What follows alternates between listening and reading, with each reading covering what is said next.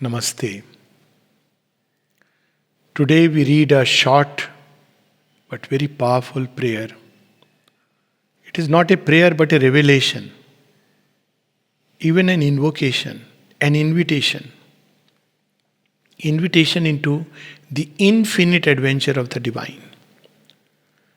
So, when we start the journey of yoga, we have certain conceptions, mental conceptions.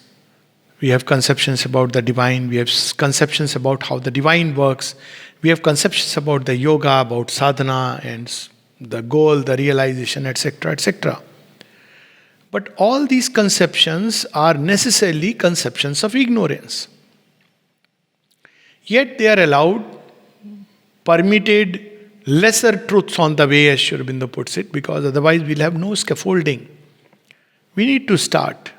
That's why in Indian thought, one can start even with the most limited conception of the divine. Maybe one small god on the vital plane, one starts by worshipping him. Even not even the god, just an idol of God, because it's all right. It's a starting point. Even the smallest of images made by clay can become a wonderful starting point for a great journey. But we have to move on.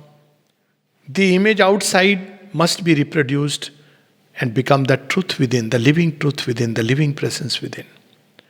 But this presence also initially will be limited by our human understanding, our human feeling, our human way of being.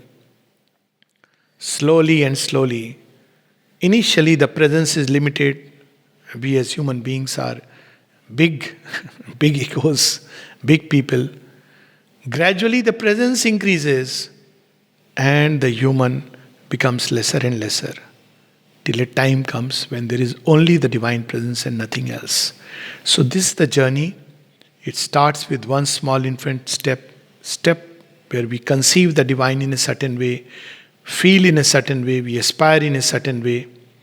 But as we move, so the important thing is to keep progressing, not to be landlocked in a particular state of consciousness with one experience, with one kind of idea of the divine, with a one sided approach. And if we have that urge for progress, a time comes when we can truly say that, well, thou art beyond all that we can or we could ever conceive of thee. May 2nd, 1914. Beyond all human conceptions, even the most marvelous, beyond all human feelings, even the most sublime, beyond the most magnificent aspirations and the purest elans, beyond love, knowledge, and the unity of the being, I would enter into a constant communion with Thee, O Lord. You can see it's a prayer of not just revelation, but a prayer of liberation into the utter infinity of God. Even unity, love, knowledge, wisdom, leave aside conceptions, feelings, aspirations. They all pale into that marvelous, the marvel of marvels, the glory of glories, of whom one of the Upanishads says, when you behold that golden Purusha in that sheath, all that you can do is simply experience delight. You cannot utter, you cannot speak a word. It's all gone. That is the experience. Raso Vaisaha. All speech becomes a limitation. All description becomes a travesty. All definitions become a blasphemy. O Lord, free from all travails, I shall be thyself.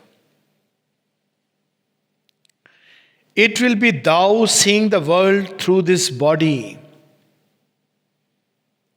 It will be thou acting in the world through this instrument. In me is the calm serenity of perfect certitude. What else there can be when the divine himself is acting through the instrument, lifting up the body, the instrument to whatever purposes, seeing through the eyes, human eyes. There is a line in Savitri where there is a whole description in Book 1, Canto 3. The whole journey Sri Aurobindo traces of the psychic being, passenger from life to life, from birth to birth. And then he says that a time comes when crossing all lines, it enters into the super life. It is surrounded by super life. And then a static oneness and a static and dynamic oneness descend into him. And then is revealed in man the covert divine. He sees through his eyes. He acts through his body. So this is what state that we have to arise in, and it cannot be as long as even a trace of ego at any level is there. So for us, the big prayer, big task is a complete annulment of the ego in the Supreme. Even the ego of the mind, its conceptions, its the ego of the sadhaka, of somebody who is traveling the path, beautiful aspiration, marvelous experiences, all that has to be set aside and simply none else but the Supreme. This is the truth that she is implanting within our hearts and souls, and mind and body and life. May 2nd, 1914. Beyond all human conceptions, even the most marvelous, beyond all human feelings, even the most sublime, beyond the most magnificent aspirations and the purest elans, beyond love, knowledge, and the unity of the being,